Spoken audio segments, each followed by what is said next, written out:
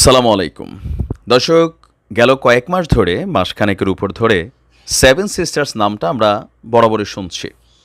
Already ভারতের খুবই গুরুত্বপূর্ণ এই সেভেন সিস্টার্সের একটা প্রধান রাজ্য হচ্ছে মণিপুর, যেখানে ভারতের জাতীয় পতাকা সরিয়ে দিয়ে মণিপুর রাজ্যের শিক্ষার্থীরা বা জনগণ তারা তাদের যে নিজস্ব পতাকা ৭ রঙের তিরঙ্গা সেইটা উত্তোলন করেছেন। এর মাধ্যমে তারা যেটা মেসেজ দিতে চাচ্ছেন যে আমরা ভারতের অঙ্গরাজ্য হিসাবে থাকতে চাচ্ছি না, আমরা আমাদের নিজস্ব রাষ্ট্র প্রতিষ্ঠা করতে চাচ্ছি, কিন্তু ভারত সরকার সেটা হতে দিবে না। এখন মণিপুর বিচ্ছিন্ন হওয়ার পর, এখনো হয়নি, বাট পয়েন্ট অফ ভিউতে এটা বিচ্ছিন্ন হওয়ারই দিকে চলে যাচ্ছে।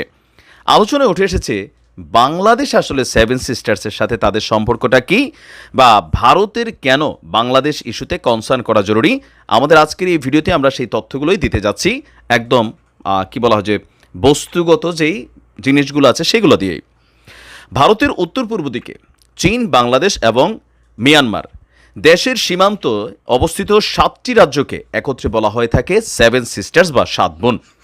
এই রাজ্যগুলো একে অপরের উপর নির্ভরশীল হলেও সংস্কৃতি, পরিবেশের দিক থেকে তারা প্রত্যেকে আলাদা।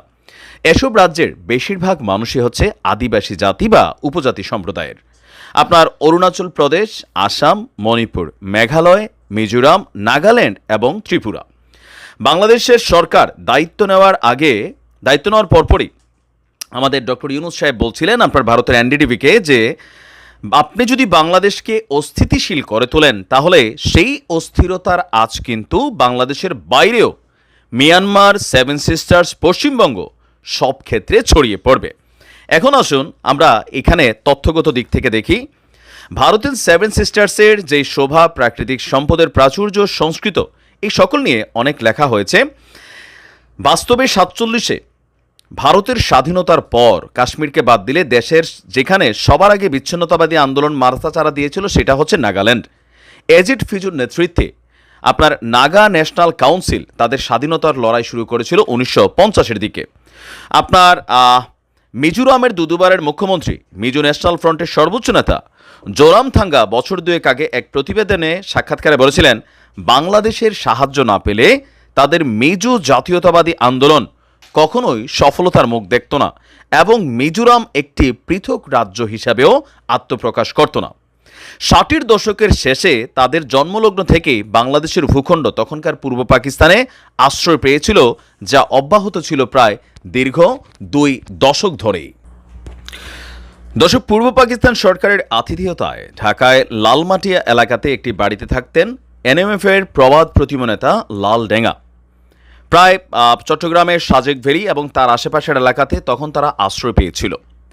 তখনকার তরুণ জোরামথাঙ্গা ছিলেন সুপ্রিম কমান্ডার, লালডেঙ্গার বিশ্বস্ত অনুচর এবং ছায়াসঙ্গী। 1987 সালে ভারতে মিজো শান্তি চুক্তির মাধ্যমে পৃথক মিজোরাম গঠনের পথ প্রশস্ত হওয়ার আগ পর্যন্ত তিনি বাংলাদেশে কাটিয়েছেন। তার মানে মিজোরামের ইস্যুতেও বাংলাদেশ কানেক্টেড। একই কথা হচ্ছে আসামের বেলায়ও। আসামের বিচ্ছিন্নতাবাদী গোষ্ঠী আলফার পরেশ বড়ুয়া, অনিপ চেতুয়া, অরবিন্দ রাজখোয়ার মতো সর্বোচ্চ নেতাদের অনেকেই আপনার বাংলাদেশে ওই আন্দোলনের সময় তারা আশ্রয় নিয়েছিল, বিভিন্ন জায়গায় সময় কাটিয়েছে। ত্রিপুরার সশস্ত্র বিচ্ছিন্নতাবাদী গোষ্ঠী NLFTO কিংবা ত্রিপুরা ন্যাশনাল ভলান্টিয়ার্সের সদস্যরা অনেকেই বাংলাদেশের মাটিতে আশ্রয় পেয়েছিল, সেখান থেকে পরিচালিত হতো তাদের কর্মকাণ্ড।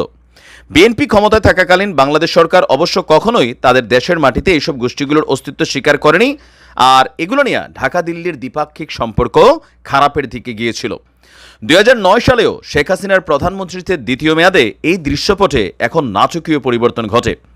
জঙ্গিবাদের বিরুদ্ধে জিরো টলারেন্স নীতি ঘোষণা করেছিল, কিন্তু আপনার বাংলাদেশের মাটিতেও ওইসব প্রশিক্ষণ শিবির একে একে বন্ধ করে দিয়েছিল আওয়ামী লীগ সরকার, যার কারণে ভারত কিছুটা পজিটিভ ছিল বাংলাদেশ আওয়ামী লীগের প্রতি। আলফা নেতা পরশ বড়ুয়া তার আগেই বাংলাদেশ ছেড়ে পালিয়ে গিয়েছিলেন।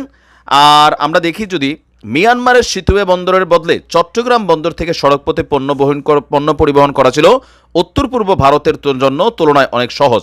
ফলে এক কথায় সেভেন সিস্টার্সের সার্বিক উন্নয়ন, সমৃদ্ধির নেপথ্যে আন্দোলন বলেন, সেই দেশগুলোকে স্থিতি অস্থিতি যাই বলেন, বিগত 1.5 দশকে বাংলাদেশের ভূমিকাটা ছিল অপরিসীম। বছর কয়েক আগে বাংলাদেশের তৎকালীন প্রধানমন্ত্রী শেখ হাসিনা বলছিলেন ভারতকে আমি যা দিয়েছি তা তারা সারা জীবন মনে রাখবে।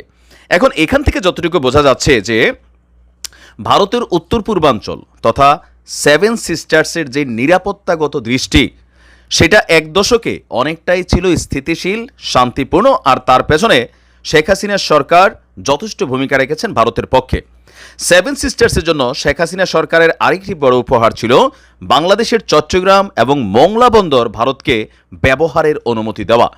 এই দুটি বন্দর ব্যবহারের সুযোগে স্থলবেষ্টিত সেভেন সিস্টার্সকে শুধু সামুদ্রিক বাণিজ্যের নতুন দিগন্তে খুলে দেয়নি বাংলাদেশ, ভারতের মূল ভূখণ্ডের সঙ্গে ভৌগোলিক দূরত্বটাও অনেক কমিয়ে দিয়েছিল।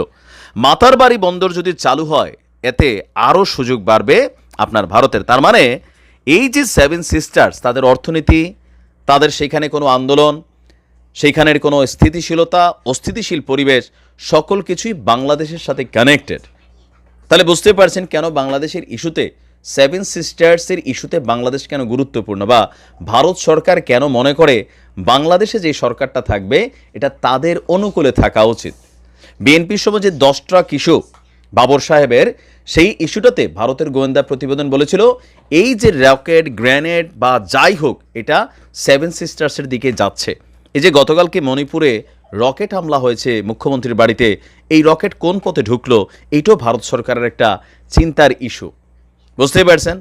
সেই ক্ষেত্রে বাংলাদেশ অস্থিতিশীল হওয়া মানে ভারতের এই 7 রাজ্য অস্থিতিশীল হওয়া। ভালো থাকুন। আসসালামু আলাইকুম।